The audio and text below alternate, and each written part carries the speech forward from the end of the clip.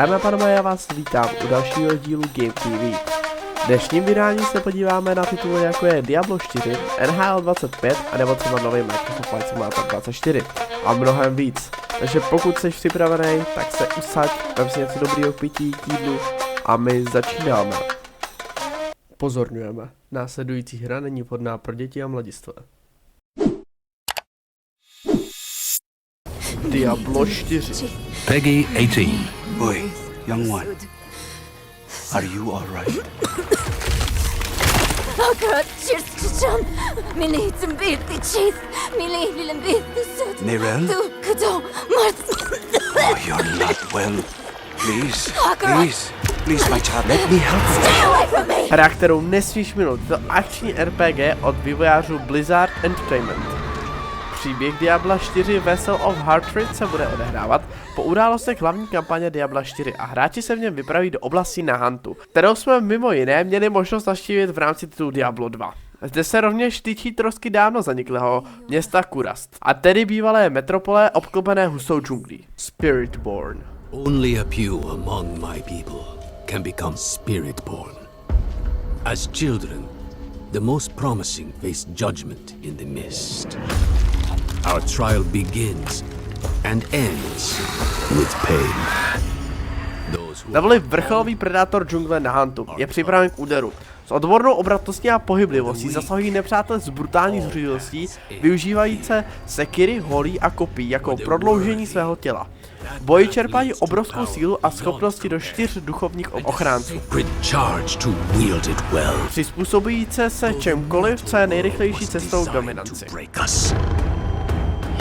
Our hearts, our minds, our bodies. There is another which makes us bold. Tato hra bude dostupná od 8.10.2024 na počítač, PS5, PS4 a všechny Xboxy Series XS a Xbox One. Ode dne vydání bude dostupné i v Game Passu. Nová Diablo 4 se nám absolutně líbí a doufáme, že se vám líbí taky. Zahrajte si ji, napište nám do komentářů. Is our cause. We forge unbreakable bonds in the spirit realm to defeat the horrors of this one.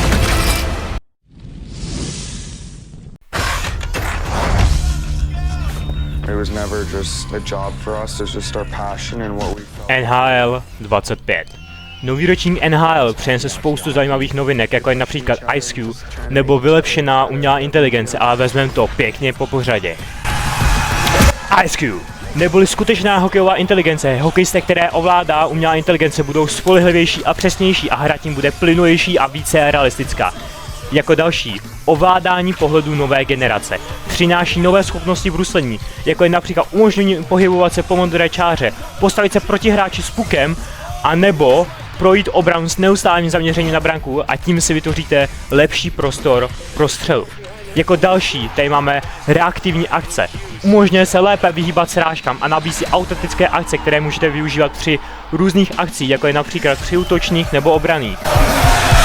Další novinkou nebo vylepšením tady máme střely z první s důrazem na dovednosti.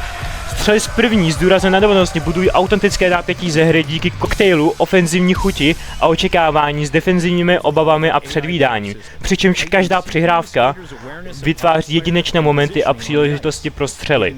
Zápas s nesmíritelným sokem. Tento zcela nový systém sleduje i historii zápasu mezi týmy ve všech hlavních online i offline režimech v NHL 25, aby dodal soupeři více kontextu, důležitosti a napětí.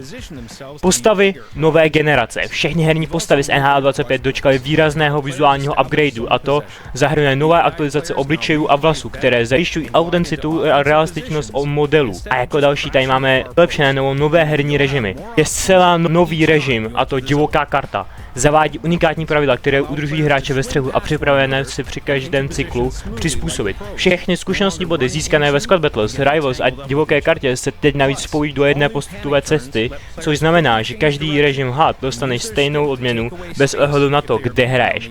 A jako nový tady máme režim franchise. Tento režim získal v NHL 25 přepracování. Počínaje centrem tohoto režimu se hráči díky zjednodušené navigaci dostanou k novým, relevantním a přehledným informacím. To bude určitě bomba. Co si o tom myslíš ty, Honzo? No moje domněnka je taková, že já si NHL 25 zahraju, ale ty asi ne, tak jako nevím jak to jako uděláme, ale myslím si, že bych tě měl pozvat. Titul NHL 25 vyjde 4. října 2024, ale z Deluxe Edition už však můžete hrát již od týden dříve, tedy 27. září. Hokejová arkáda simulace vyjde pouze pro konzole PS5 a Xbox Series XS, tedy počítače a minulé generace konzolí mají smůlu.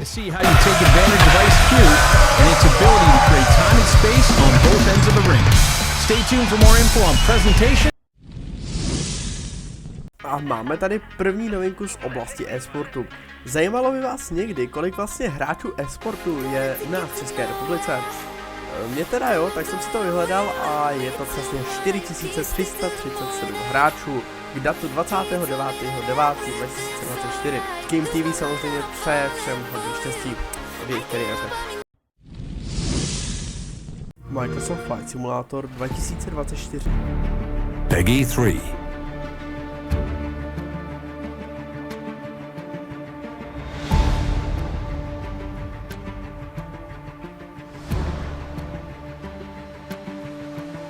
V Microsoft Flight Simulator 2024 se můžete těšit na celou řadu nového obsahu. Mezi nimi jsou nákladní mise, lety sanitek, VIP chartery, hášení požáru, lety balónem a tak dále. Vše má mít lepší fyziku a být detailnější.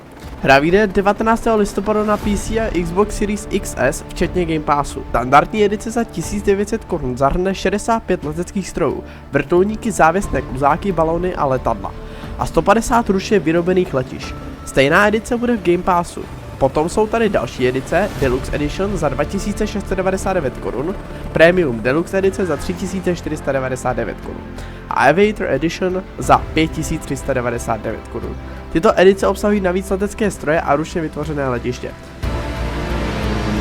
Myslíte, že je to přepal? Standardní edice za 1900 Kč. Není se čemu divit, grafika a náročnost se od tohoto odvíjí, navíc 65 letadel je na začátek dost. Moje osobní doporučení je koupit si Game Pass a hru si vyzkoušet před oficiálním nákupem.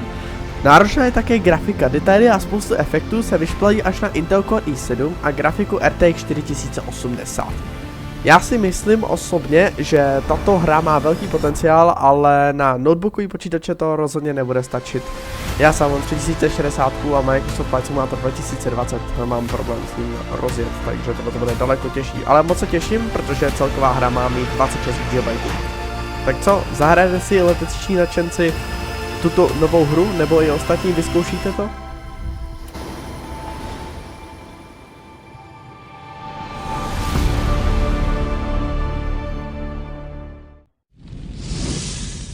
Dámy a pánové, a pro tento díl z Game TV to bude opravdu všechno.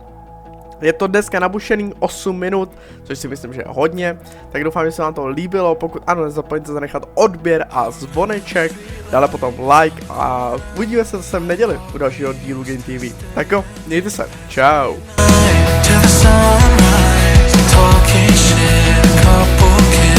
Friends that turned to lovers, yeah, we fell into each other.